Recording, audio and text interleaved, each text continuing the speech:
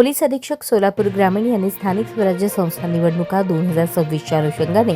जिल्ह्यात व जिल्ह्यातील सीमावर्ती भागात अवैध धंद्यांवर कारवाई करण्याबाबत स्थानिक गुन्हे शाखेकडील पोलीस निरीक्षक संजय जगताप व त्यांच्या अधिपत्याखालील पोलीस अधिकारी अंमलदार यांना मार्गदर्शन व सूचना दिल्या होत्या। त्यावरून वरिष्ठ पोलीस निरीक्षक संजय जगताप स्थानिक गुन्हे शाखा यांनी स्थानिक गुन्हे शाखेकडील तपास पथकांचे अधिकारी व अंमलदार यांना मार्गदर्शन करून अवैध धंद्यांवर कारवाई करण्याबाबत आदेशित केले होते। वरिष्ठ पोलीस निरीक्षक संजय जगताप स्थानिक गुन्हे शाखा यांच्या मार्गदर्शनाखाली पोलीस हवालदार वीरेश कलशेट्टी, पोलीस शिपाई यश देवकते असे अवैध धंद्यांवर कारवाई करण्याकामी सांगोला पोलीस ठाणे येथे हजर असताना गोपनीय बातमीदारामार्फत बातमी मिळाली की मौजे कोळा, तालुका सांगोला, जिल्हा सोलापूर या गावच्या लगत असलेल्या ओढ्याच्या पात्रातून आबा कोळेकर व एक अज्ञात इसम जेसीबीच्या साहाय्याने वाळू उपसा करून ट्रॅक्टरच्या ट्रॉलीमध्ये भरून चोरून वाहतूक करून विक्री करत असल्याची खात्रीशीर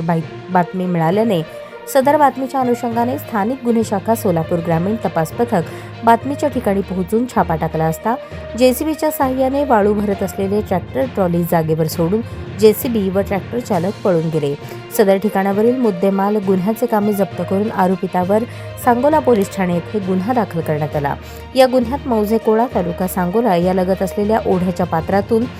90,000 रुपये किमतीचे जेसीबी, इंडिया कंपनीचे एक जेसीबी, 5,50,000 रुपये किमतीचे ट्रॅक्टर ट्रॉली, 7,000 रुपये किमतीची एक ब्रास वाळू असा एकूण 14,57,000 रुपये किमतीचा मुद्देमाल जप्त करण्यात आला असून पुढील तपास पोलीस हवालदार भरमशेट्टी, सांगोला पोलीस ठाणे हे करत आहेत। ही कामगिरी पोलीस अधीक्षक अतुल कुलकर्णी, अपर पोलीस अधीक्षक प्रीतम यावलकर, वरिष्ठ पोलीस निरीक्षक संजय जगताप, स्थानिक गुन्हे शाखा सोलापूर ग्रामीण यांच्या मार्गदर्शनाखाली स्थानिक गुन्हे शाखा सोलापूर ग्रामीणकडील सहाय्यक पोलीस निरीक्षक विशाल वायकर, पोलीस हवालदार वीरेश कलशेट्टी, पोलीस कॉन्स्टेबल यश देवकते यांनी बजावली आहे।